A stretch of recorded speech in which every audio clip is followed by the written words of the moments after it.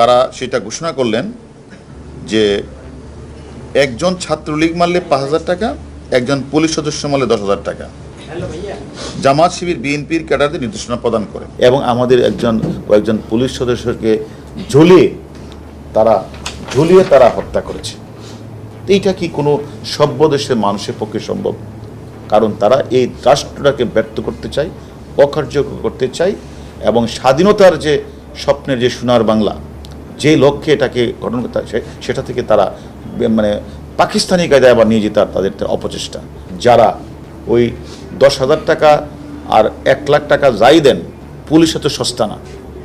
হয়তো আমাদের খারাপ লাগছে, আমাদের 3টা পুলিশ সদস্যকে একজনকে তারা মানে জনসম্মুখে ঝুলিয়ে তারা হত্যা করেছে, হয়তো তাকে আমরা ফিরে পাবো না, এটা ঠিক। বাট আমাদের এই পুলিশ সদস্যকে যারা হত্যা করেছে তাদের প্রত্যেকের নাম্বার আমরা পেয়েছি।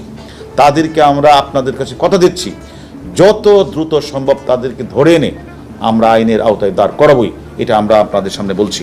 এবং আমি মনে করি যে যিনি এখন বলেছেন যে ছাত্রলীগকে মারলে 5,000 টাকা, এই টাকাগুলি কারা বিলি করেছে তাদেরও 5-6 জন আমাদের কাছে অলরেডি, যারা ঢাকা শহরকে বিশৃঙ্খলা করার জন্য, অরাজকতা করার জন্য দায়িত্ব নিয়েছিল। তার মধ্যে সালাউদ্দিন টুকু, সাইফুল ইসলাম নীরব, SM জাহাঙ্গীর এবং আপনাদের এইদিকে হলো রফিকুল ইসলাম মজনু এবং আমিনুল ইসলাম সহ অসংখ্য জামাতের নেতাকর্মী, বিএনপি নেতাকর্মী আমাদের কাছে আছে। আমরা তাদের জিজ্ঞাসাবাদ করছি।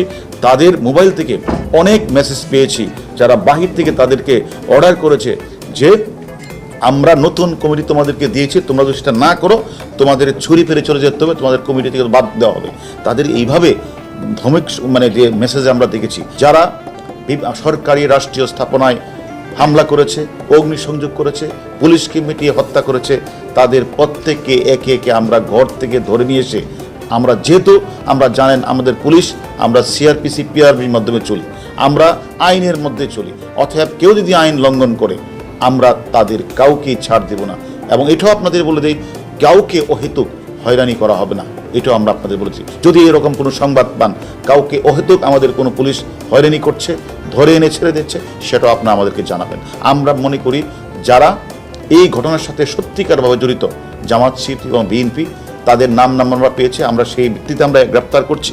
যারা পুলিশকে রাস্তার মধ্যে জ্বলিয়ে হত্যা করেছে তাদের প্রত্যেকেরই নাম্বার আমরা পেয়েছি। আমরা মনে করি যত দ্রুত সম্ভব তাদেরকে গ্রেপ্তার করে আইনের আওতায় এনে আপনাদের জানাবো। তারা যে বিভিন্ন জায়গাগুলিতে ভাঙচুর চালিয়েছে, এটা তো একটা পরিকল্পিত না হলে তারা এত দ্রুত সময়ের মধ্যে এত লোক বাইরে থেকে নিয়ে আসলেন কিভাবে?